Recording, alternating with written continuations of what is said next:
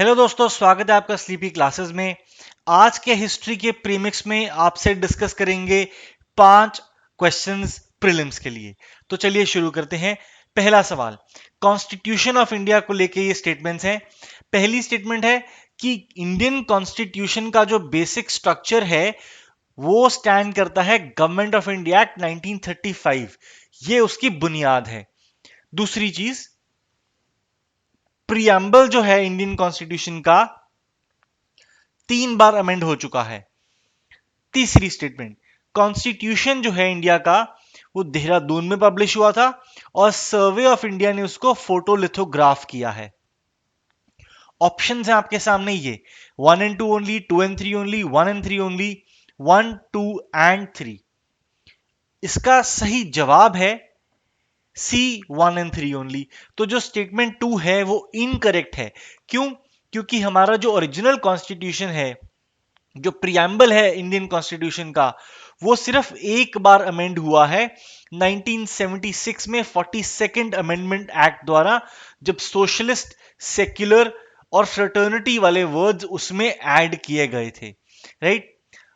Constitution की जो 2 original hand written copies हैं, जो कि प्रेम बिहारी नारायण रायजादा साहब ने लिखी हैं, कैलीग्राफर थे ये Indian parliament library of parliament house में हीलियम फिल्ड केसेस में पड़ी हैं, और बाकी जो कॉपीज सर्कुलेट करी जाती हैं वो लिथोग्राफ्स ही हैं। राइट? और हमारा जो बुनियादी ढांचा है जिसके ऊपर कॉन्स्टिट्यूशन की स्ट्रक्चर की नींव रखी गई थी, that was based on the government of India act 1935। Right? तो ये थी कॉन्स्टिट्यूशन ऑफ इंडिया के बारे में कुछ इंफॉर्मेशन। आगे बढ़ते हैं सेकंड क्वेश्चन की तरफ। तो आपको ये स्टेटमेंट्स पढ़ के आइडेंटिफाई करना है कि किसके बारे में ये बात हो रही है। सोशल रिफॉर्मर थे during the reign of Kalachura dynasty, king Bijjala the first, Karnataka में। इनको कुछ वर्क्स क्रेडिट किए गए हैं कि इन्होंने लिखे हैं शतस्थल वचन, कला ज्ञान वचन, मंत्र गोप्या, घट चक्र वचन, राजयोग वचन। He is also known as Bhakti Bhandari. 14 नवंबर 2015 को प्राइम मिनिस्टर ऑफ इंडिया ने इनका स्टैचू इनॉग्रेट किया था along the bank of river Thames at Lambeth in London. तो काफी इंफॉर्मेशन है, आपको आइडेंटिफाई करना है कि किसके बारे में ये बात हो रही है। ऑप्शंस हैं बासवन्ना, थिरुवल्लुवर, अयंकली और चिन्नास्वामी सुब्रमण्य भारती। इसका करेक्ट ऑप्शन है ऑप्शन ए, बासवन्ना। ये हाल ही के दिनों में न्यूज में भी था, इसीलिए आपसे हमने ये क्वेश्चन पूछा। बट ये आपको यहां से आइडेंटिफाई करना बहुत आसान हो जाता है। ये एक इंपॉर्टेंट पीस ऑफ इंफॉर्मेशन है जो आपको पता होना चाहिए। चाहे ये 5 साल पहले हुआ, but a statue was inaugurated by the prime minister along the bank of the river Thames. इसके अलावा आपको पता है कि बासवन्ना ही 12th सेंचुरी फिलोसफर पोएट थे, belonging to the state of Karnataka. Right? तो कुछ कुछ इंफॉर्मेशन है जो आपको पता है बासवन्ना के बारे में, जो क्लिंच कर देती हैं आपके लिए ऑप्शंस।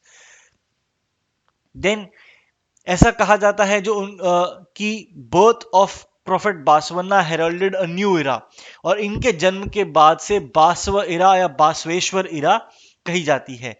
देन इनके बिलीव्स क्या थे? Every human being is equal irrespective of caste and all forms of manual labour are equally important. उस जमाने की जो रिचुअल्स थे, प्रैक्टिसेस थी, प्रथाएं थी, उनके खिलाफ इन्होंने आवाज उठाई। जेंडर डिस्क्रिमिनेशन के खिलाफ आवाज उठाई। फर्स्ट कन्नडिगा हैं ये जिनके ऑनर में कमेमोरेटिव कॉइन मिंट किया गया in recognition of his social reforms. भक्ति भंडारी कहा जाता है, बासवेश्वरा भी कहा जाता है इनको। राइट? इनके बारे में कुछ इंफॉर्मेशन। तीसरा क्वेश्चन, इनमें से कौन से पेयर्स करेक्टली मैच्ड हैं? तो डिफिकल्ट क्वेश्चन है, आप अपनी एग्जिस्टिंग नॉलेज लगाइए। जैसे लेपचाज आपको पता है सिक्किम में होते हैं, तो ये 2 ऑप्शन कट गई, 1 and 4 या 2, 3 and 4। राइट? तो यहां से फिर आपको शॉर्टलिस्ट करना है। To be very honest with you, to be fair, it's still a difficult choice.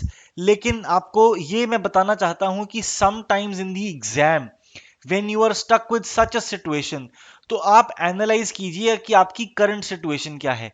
अगर आपके टोटली आप अभी तक सिर्फ 50-60 अटेम्प्ट कर पाए हैं तो ये थोड़े कम है टू बी ऑनेस्ट, राइट। अगर आप 70-75 के आसपास घूम रहे हैं then probably you can let this B.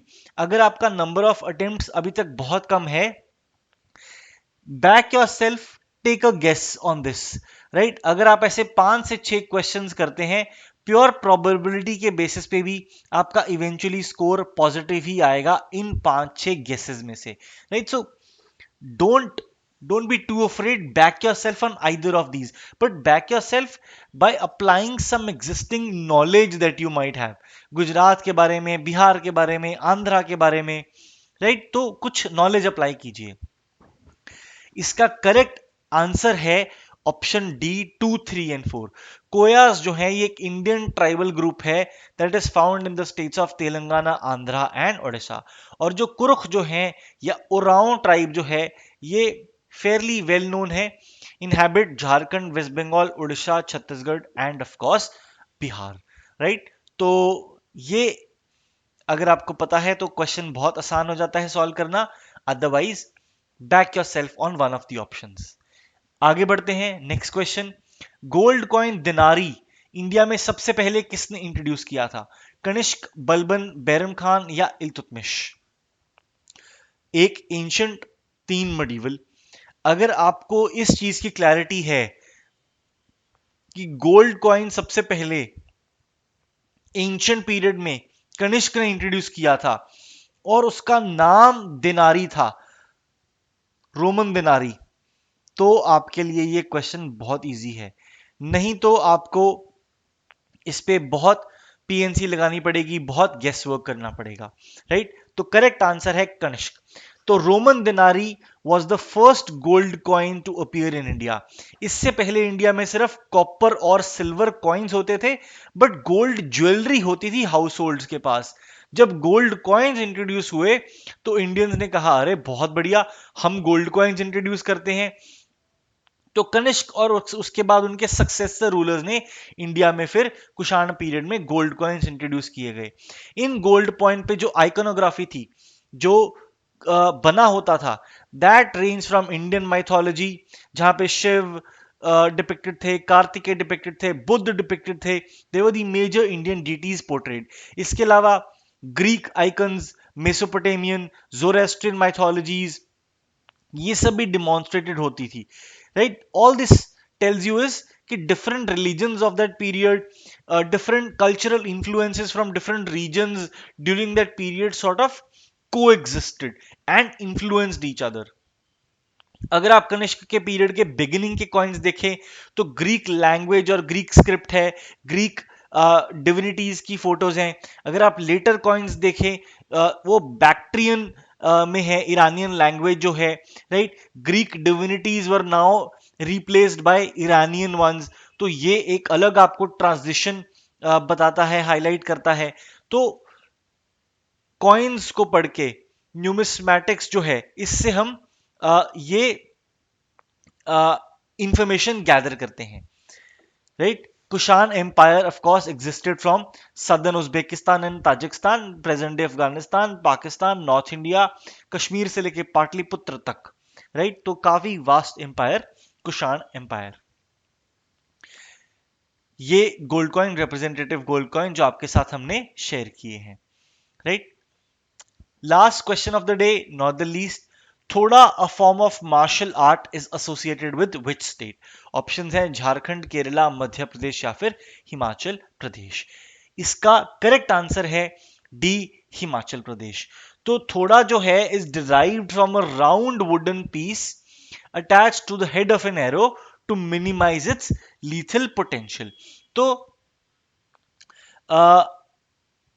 एक किसी भी एरो के आगे जो एक छोटा सा वुडन पीस लगाते हैं, उसकी लीथल नेचर को कम करने के लिए वहां से ये वर्ड डिराइव किया गया है, राइट। वर्ड क्या है? ठीक है, वर्ड डिराइव कर लिया, बट एक्चुअली में क्या है? एक्चुअली में it is a mixture of martial art, sport and culture, right. Himachal के हिंटरलैंड्स में प्रैक्टिस किया जाता है। ओरिजिन इसके जो है मार्शल आर्ट्स, आर्चरी, इन सब में पाए जाते हैं, right. So it has now become a fusion of this martial art and sport and culture. हर साल बैसाखी पे प्रैक्टिस किया जाता है ये, राइट। और किस चीज पे रिलाय करता है? On the players skill of archery. It can be dated back to the time of Mahabharata, जब बोज एंड एरोज यूज किए जाते थे कुल्लू और मनाली की वैली में, राइट। गेम होती है, दो ग्रुप्स होते हैं 500-500 लोग के, कुछ आर्चर्स कुछ डांसर्स, राइट, जो अपनी टीम का मोराल बूस्ट करने के लिए होते हैं। टीम्स को पाशीज और साथीज कहा जाता है, believed to be descendants of Pandavas and Kauravas. तो ये है कहानी थोड़ा की, राइट। इसके सिमिलर हमने पढ़ा है केरला में जो प्रैक्टिस किया जाता है वो है कलेरी पट्टू, और सिमिलर टू दिस पंजाब में प्रैक्टिस किया जाता है गतकाज, राइट। तो थोड़ा in Himachal, Gatkas in Punjab and Kalari Pattu in Kerala, right. तो ये आज का आखिरी क्वेश्चन। मिलेंगे आपसे नेक्स्ट वीक के हिस्ट्री के प्रीमिक्स में, तब तक के लिए thank you and keep watching.